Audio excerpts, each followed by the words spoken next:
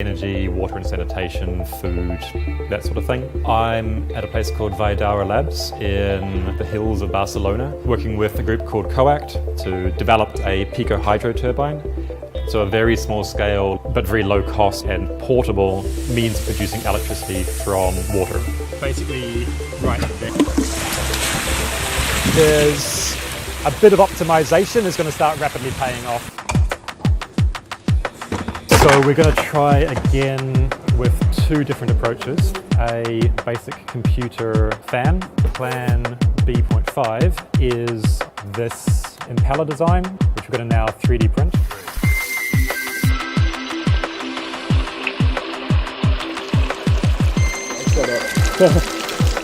Okay, go.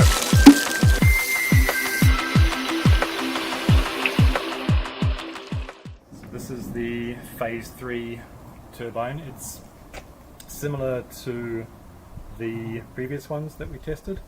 I am going to flip it around direction wise though, so that the water is going to come in from here. So this will be on, so we're going to move it to further down the canal with about like a 2.2 meter drop instead of the 0.9 meter drop, which should give like 3.5 times as much power overall.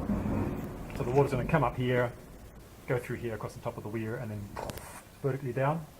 This is going to be horizontal, and then the water's going to come up this way and turn the fan in that direction, and then pipe's going to plug in here, that on the floor. Other than that, it's basically the same. So we're going with the unreinforced PCU fan because it did the best revs. The 3D printed impeller did a good job in terms, it did more torque with less revs. I want more revs with less torque. I don't want less torque, but I want more revs because that means more voltage, which means less transmission losses and stuff. Sorry. Don't worry. Only water. Wow, water and some level of toxic waste. Water from the Anoya River. Yeah? Yeah.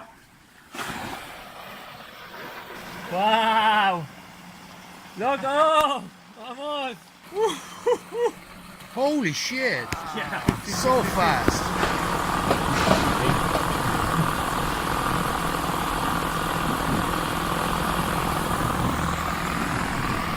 Super! Bien.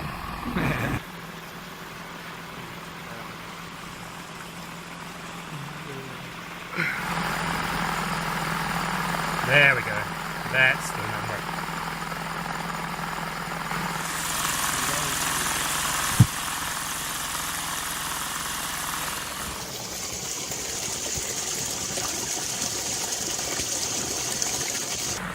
So, if we can get 10 amps off this hoverboard wheel, which it should be rated to, times 55 volts, if there's enough power in the full system, that means we could, without melting or damage anything, getting about 500 watts off the system quite easily.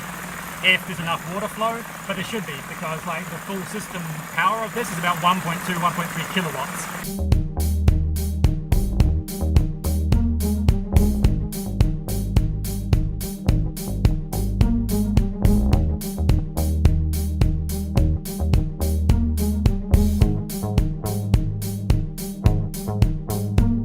And here is the intake to his unit.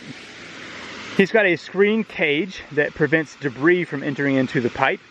And then he's got a 6-inch pipe elbowed down into the water here. See if I can move you across here without dropping the camera. Pipe goes over about 6 feet and then 90s around this little concrete pillar. And that, you can see here, goes over to the turbine. And this is all 6-inch pipe up to the turbine that Spencer has provided here.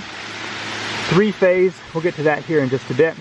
But you can see there is about an 8-foot pipe dropping down, another 90 which heads over here, and there's going to be a demonstration of how this unit is turned on here in just a moment. Because the other end of this pipe here is sticking down into the water, the siphon has to be created to get the water from the top of the dam into this pipe here. To do that without some kind of suction device would be quite difficult. You would have to have a port here with a shutoff valve and pour water into the pipe to produce that siphon. But with this design, Bill has got a shop vac that will create a negative pressure and will pull water over the dam for him without much work at all. So he's going to demonstrate that right here. So, simple shop vac creating negative pressure in here, and the negative pressure is being displaced by the water coming right in, which will happen very quickly. So as soon as I turn this on, that turbine will begin to turn within 5 seconds or less. So get ready to watch that, and here we go.